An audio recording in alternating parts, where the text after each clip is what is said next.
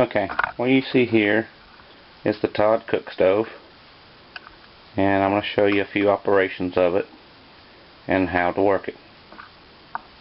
Stay tuned. Okay, first and foremost, you have your shaker grate. This is like a 4-in-1 item. The square hose is what you shake your grates with. The little U shape is what you open the doors with. And the little hook is what you lift the eyes out with. And you can also use it's got the U shape to slide your oven damper back and forth. So it's like a 4-in-1 tool. Alright, first and foremost is your oven damper. And what it does, it controls the smoke flow, the flow of the smoke and fire to go over your stove, down the side and underneath. Because once we get to the back, I can show you what I'm talking about. The firebox, or the smoke chamber, is about yay tall, you know, the width of the stove. And to get your oven all heated up and whatnot, you just close this, and it closes a little flap to force the air over top, down the side, and underneath. I'm going to take these two units off here to show you what I'm talking about. I have a small fire in there at the moment. Open it up so we don't get smoked out.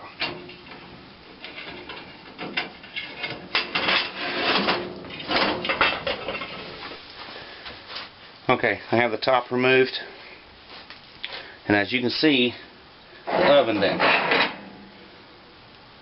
What it does, when it's wide open, it just allows your smoke to go straight out your chimney. With it closed, it forces the smoke up, down the side and underneath, then to go out your chimney. And what the purpose of that is to heat your oven up. So when you first get a fire going, you want to have that wide open. Okay? Okay. Now we're here on the side of the stove, right here where your bottom draft is. So when you go and start your fire,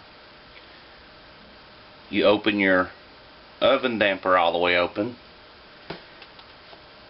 and you have two choices. You can open your side draft open, or you can use the front, which is what I do, because it forces air, you know, like a sucking motion across the way your logs is going, instead of having them open and this closed. And the reason that I leave my front open, my ash pan door, and leave this closed, is because if you're burning chestnut or something to that effect, with this open, sparks tend to fly out the side. I mean, I've had it to do me that way, so I prefer to keep that closed and this open until my fire gets going, and then I'll just close the front door. And you may think, well, okay, since you have it all shut down, it's going to smother itself out. Well, that's not the case. Even though these are all the way closed, you can't see the fire this this direction, you know, front to back. But if you go to the back of the stove, you'll have little slits in here that you can see that it can breathe. And right here where your shaker grate is, it's a little hole there as well. You can't clog it up. That's another source for it to breathe.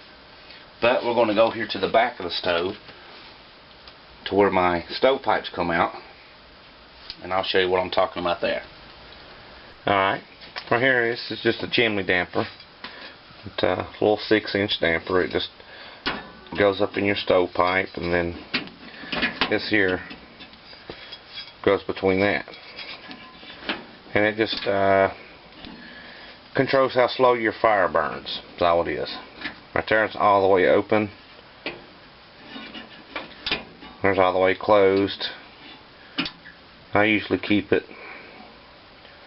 I don't know, about 1/8, just half cracked, just enough to get a slow draw going on.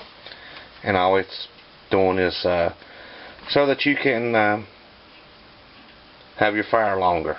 You know, like when you bed down at night, you back off your damper a little bit. That way you have some remnants of a fire when you wake up the next morning. Okay, now we're at the back of the stove. This is what I was talking about, your smoke chamber, right before it goes into your chimney or your flue. Now that top oven damper is directly in front of where your pipes connect to your stove. And your fire and smoke would go up across your stove, down a little air gap, and then underneath your stove, and then there's a little arm. It's on an angle, which allows the smoke to travel and the heat to be diverted, and then to get in your smoke chamber here, for it to come up and out your flue. Now we're at the front of our stove, and what this little door here at the bottom is, that's your little soot trap. So you would just remove that, and remove the top of your stove lids, and sweep all the soot and ash off the top of the stove, let it come down the side or what have you, and then you could get you a little, you can fabricate your own soot remover, and you just stick back in the far back of the stove and start scraping it, out this little slot, because with all the ash and soot and residue that collects on top of the stove, the side and the bottom, it acts as an insulation barrier and hinders your oven heat.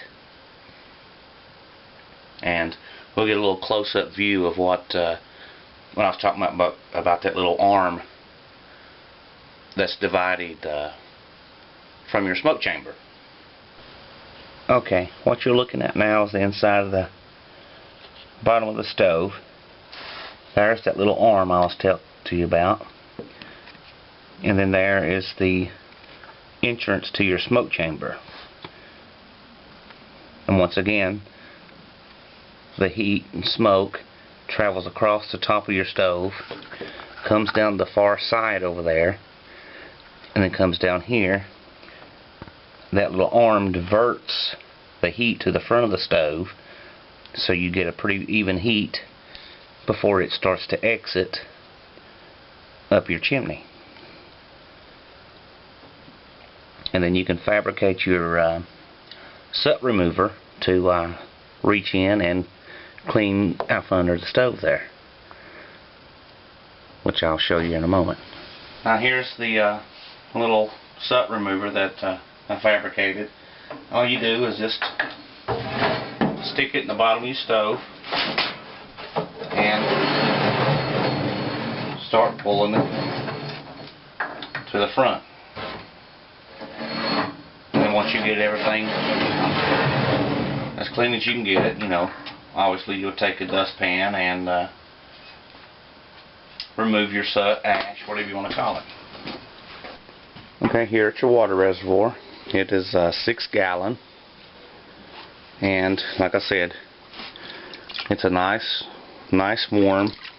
It's not boiling, but it's definitely enough to shave with, wash your dishes,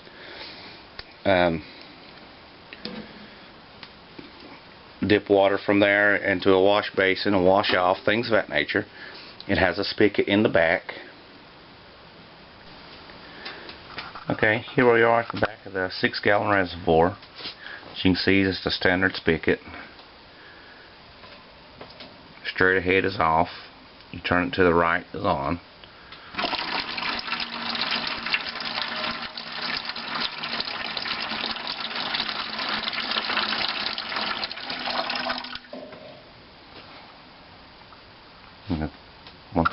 a 6-gallon stainless steel reservoir.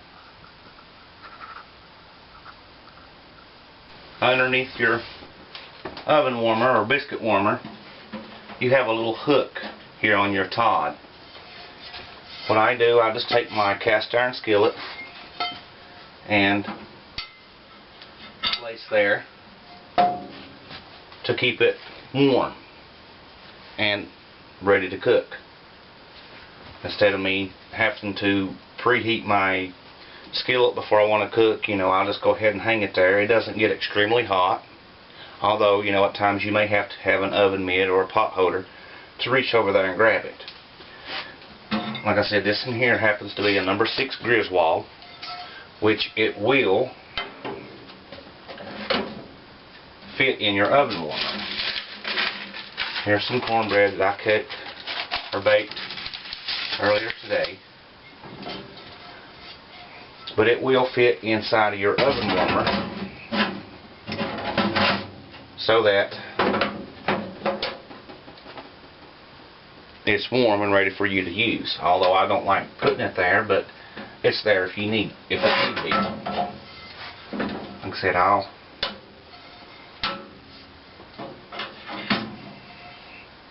always hang in here and let it heat.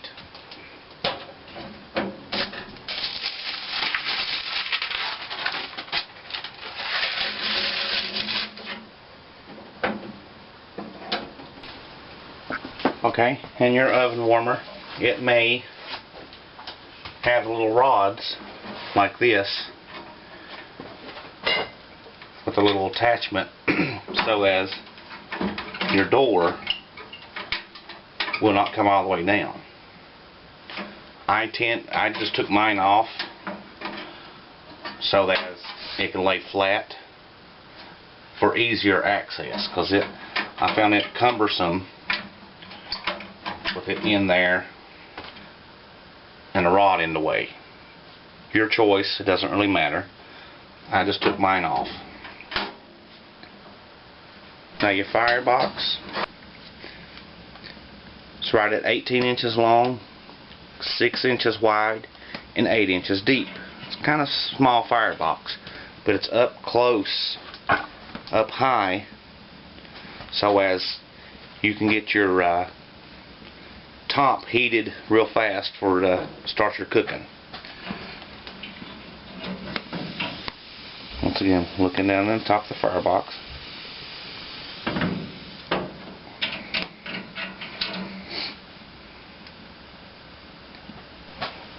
Probably one of the important factors here is to blacken your stovetop. Everybody wants one of those nice stovetops that's real pretty and black. Well, in my opinion, do not go out and get the stove blackening, things of that nature. Season it like you would your cast iron skillets. Just take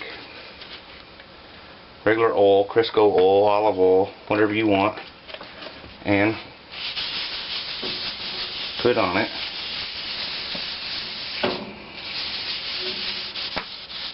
And just rub it in. Now it'll sit there and smoke, and it'll be real pretty. It'll take a few seasonings, but you do that a few times and you'll have a nice black stovetop.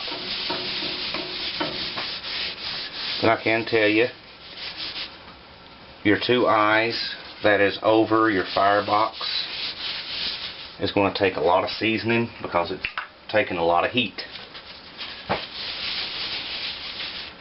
And it seems like the rest of your stovetop is nice and black, whereas the eyes that are over your stove just don't seem to be quite there yet. Well, what I do is just rotate my eyes out, and I'll take the 2 centers here and place over there, and just keep rotating them. Burn them for like a day.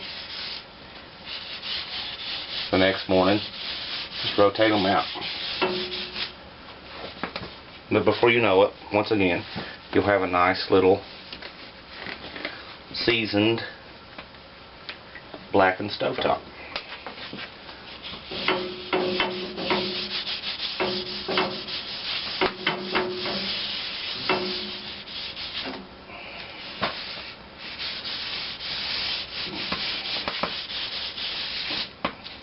As you can see the smoke.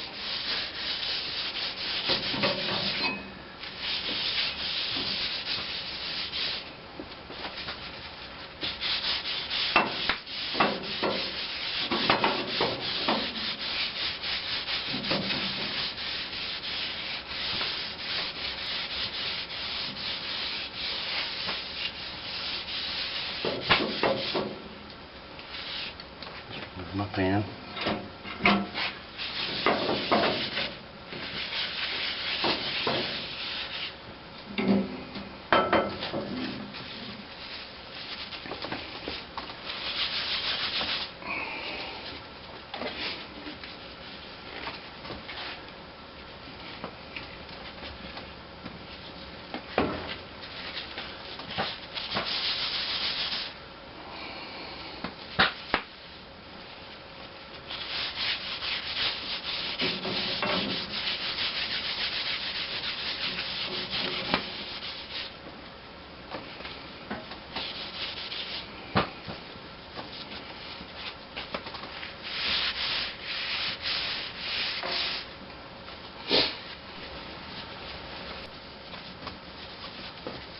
What you do, you just keep seasoning it. When it stops smoking, add more to it.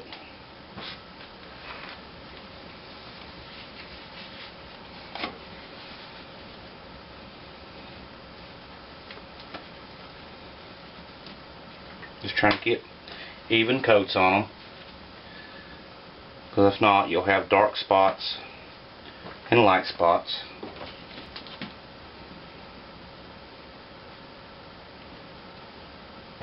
And if you want to get your oven hotter, obviously close your oven damper. But where I'm not using oven mitts or anything, it'll be too hot for my hands.